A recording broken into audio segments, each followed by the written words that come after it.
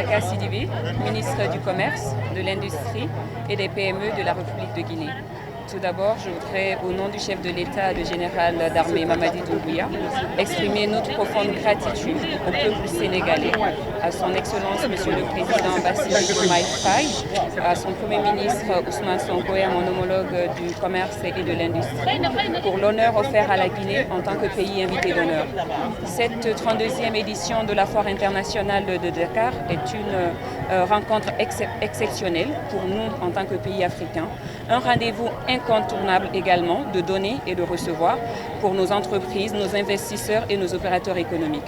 La Guinée est représentée à cette rencontre extraordinaire par près de 50 entreprises venues d'un peu partout de la Guinée, du sud à l'ouest, en passant par la Basse-Guinée, la Moyenne-Guinée, la Haute-Guinée et la Guinée forestière, afin de partager les richesses de notre territoire, de notre nation, sur le volet culturel, sur le volet agricole, l'artisanat.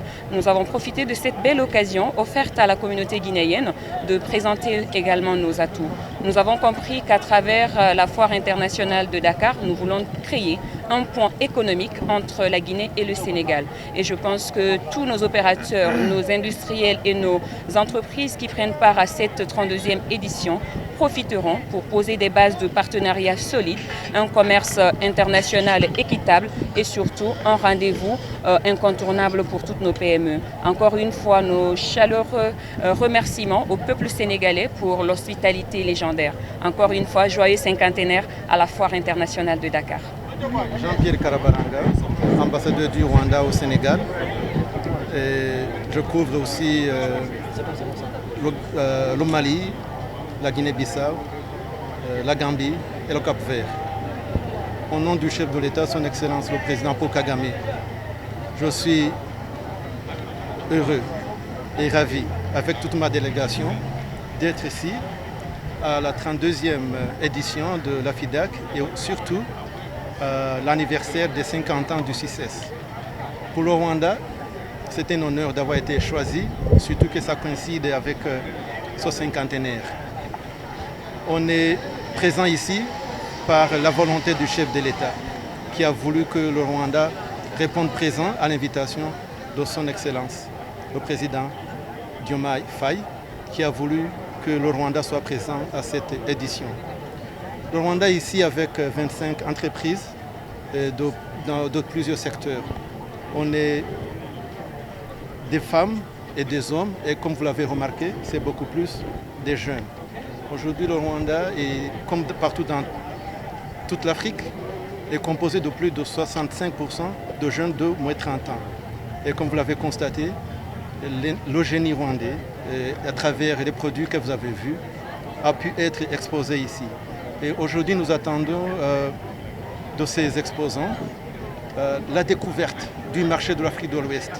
C'est une occasion unique que la FIDAK offre aux Rwandais, aux produits rwandais, de pouvoir se faire connaître dans ce grand marché qui est l'Afrique de l'Ouest. Pour le Rwanda, c'est une occasion aussi, et surtout pour les entrepreneurs rwandais, de découvrir les opportunités ici, en Afrique de l'Ouest.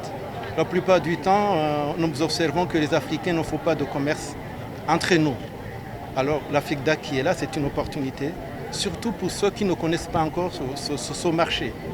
Les ambassadeurs qui sont ici, comme je l'ai dit, ces 25 entreprises, vont pouvoir relayer l'information, transmettre l'information et montrer qu'on peut faire le business ensemble. Et voilà, je vais encore une fois remercier Son Excellence, Monsieur le Président Diomaye Faye, le ministre du Commerce, le DG du CICES et nos amis qui sont venus de la Guinée, de l'accueil que nous avons reçu, que notre délégation a reçu depuis notre arrivée, depuis l'arrivée de la délégation jusqu'à aujourd'hui. Pendant cette quinzaine, nous allons pouvoir vous montrer ce que le Rwanda peut faire, des produits de toutes sortes. Vous allez pouvoir découvrir ce que le Rwanda peut offrir en termes de produits touristiques, de la savane de l'Est jusqu'aux montagnes, dans les volcans des montagnes, jusqu'à l'ouest, au parc national de Nyungwe, où vous pouvez visiter toutes sortes d'espèces d'oiseaux.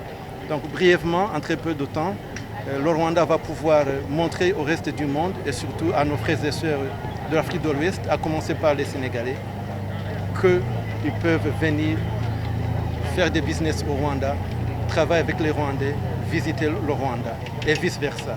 Donc nous invitons tout le public à visiter le Rwanda et surtout à partir de demain, visiter les stands du Rwanda,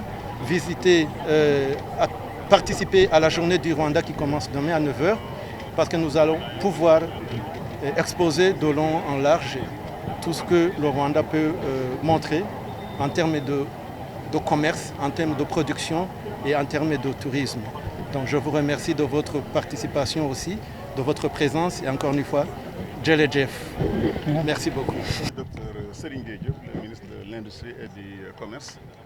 Je viens de faire la visite des stands de Guinée et de Rwanda et je viens également de présider la cérémonie d'ouverture de la 32e FIDAC à côté du directeur général et de mon collègue ministre de l'Industrie de Guinée et l'ambassadeur au Rwanda, du Rwanda au Sénégal. Je dois dire que j'ai été impressionné par d'abord le niveau d'organisation de la foire cette année. C'est le 50e anniversaire. Le DG a voulu donner un cachet particulier, tant au niveau de l'organisation qu'au niveau de l'orientation, mais au niveau aussi tout simplement de la vision. Je dois dire que c'est la première fois que je vois un tel niveau d'exigence en termes de qualité. Je voulais d'abord féliciter le Rwanda pour la qualité des exposants, de l'innovation. Nous avons vu qu'ils essaient de passer de l'agriculture à l'agro-industrie. Et c'est un thème, comme vous le savez, qui est cher au président Bassirou Diomaye Faye. Je voulais aussi féliciter la Guinée. Nous avons vu que la Guinée aussi est vraiment dans l'innovation absolue, avec tant au niveau des emballages, de l'artisanat, mais aussi de l'industrie. Donc ce vent qui souffle sur l'industrie aujourd'hui au niveau de notre région africaine est un vent tout à fait nouveau. Mais l'autre aussi caractéristique de ce foire, c'est le panafricanisme. Vous savez, au Sénégal, nous avons un ministère de l'intégration africaine d'abord et des affaires étrangères. C'est pour cette raison-là que vous avez vu les pays amis, les pays invités, sont d'abord des pays africains, aussi d'Afrique de l'Ouest, mais d'Afrique centrale. Cela dénote tout simplement de cette nouvelle philosophie.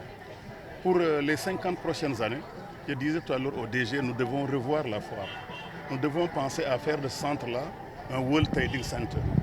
Je voulais que la foire de Dakar accueille de nouvelles constructions, de nouveaux immeubles, de nouvelles tours qui nous permettront maintenant de nous projeter vers le futur.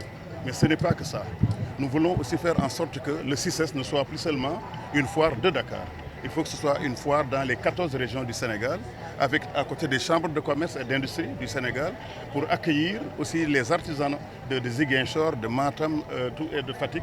Dans tout le pays, nous voulons que cette foire soit présente 12 mois sur 12, à l'image de ce qui se fait avec la foire de Kaffrine, de Kaolack. Je voulais aussi dire qu'à partir de cette année, nous allons également augmenter sensiblement le budget de la foire. Parce que nous voyons que nos ambitions ne sont pas à la dimension des budgets que nous avons. Donc je veux dire ici au monsieur le directeur que le gouvernement va soutenir cette foire-là. Nous allons voir tous les budgets d'investissement pour pouvoir justement porter cette ambition, mais aussi voir le recrutement, augmenter le personnel, augmenter également tout ce dont il aura besoin pour faire en sorte que dans 5 ans, 10 ans, la foire de Dakar soit encore l'une des plus grandes foires en Afrique et dans le monde.